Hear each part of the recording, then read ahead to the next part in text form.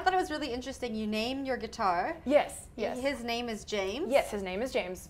So basically, yeah, I do name my instruments. I think I spent enough time with them to name them.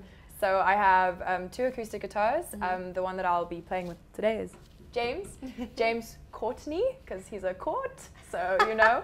And then the other one is an Ibanez, and her name is Fire of Flame. Fire of Flame. Fire of Flame. A Fire of Flame. Fire of That's Flame. feisty. She's got like a flame around like the middle part. So yeah, so James. Now I have to talk about your nails. They're Oh. so cool. Thank Just show the you. camera this Do I show? camera here. Oh, there we go. One. Those are super sweet. You have Thank you. guitars on your thumbs. Yeah, and so what that's little guitars on there, and then I won't give you a thumbs up with my middle finger, but that's the music notes.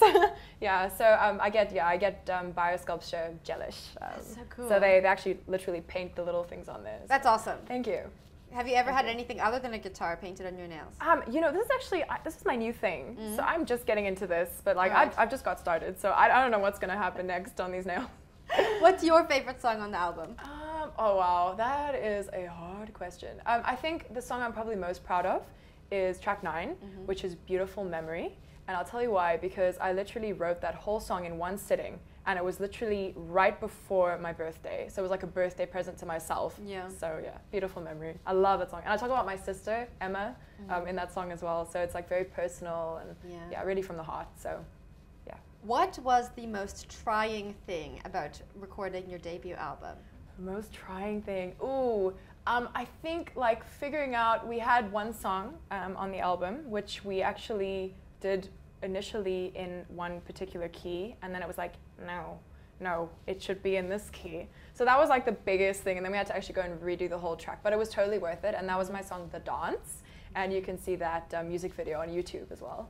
Now you're doing a performance for Women's Day. Women's Day is coming up at the Baxter Theatre. Yes. You're going to be performing with a whole bunch of other amazing women. Yes. Tell us about it.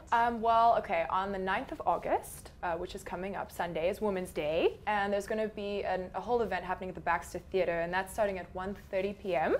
And I'm going to be doing one of my singles, which is called The Women's Anthem, and I produced that. That's very, very cool people on there. Josh Hawks, from he's the bassist from Freshly Ground, and Barry Fonsale, who's Johnny Click's drummer. He actually plays on the track. So I'll be performing that. They're not going to be there, but they will be there in spirit on my track I'll be playing with. And there'll be a number of other cool people and things happening. It's basically like a community event just to celebrate our women and, you know, just have fun. And it's going to be a really great event. So hope to see everyone on the 9th. Now tell us about the Women's Anthem. Yes. What's the song about? The song is about, it's basically, I wrote it because women are an issue that's close to my heart. So I wrote it to encourage and uplift women, and the track is written in 2 languages.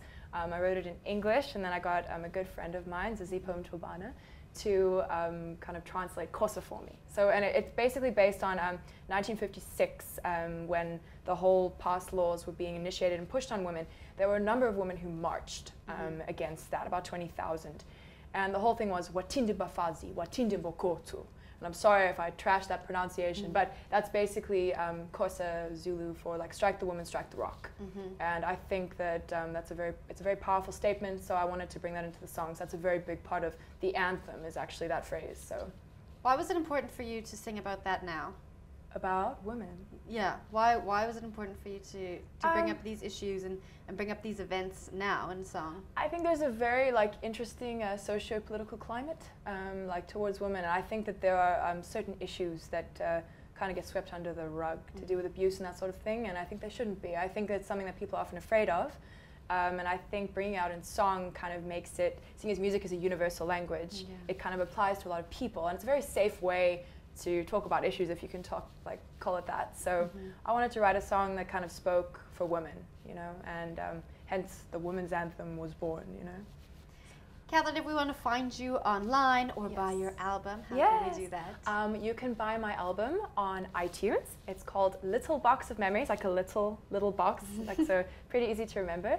And you can find me on Twitter and Facebook. My Twitter handle is @KathSwain_Music, so it's Kath Swain, S-W-A-N Music, and I'm also facebook.com/KathSwain_Music. So I'm also on Instagram @Catherine Swain Singer, so you can find me there.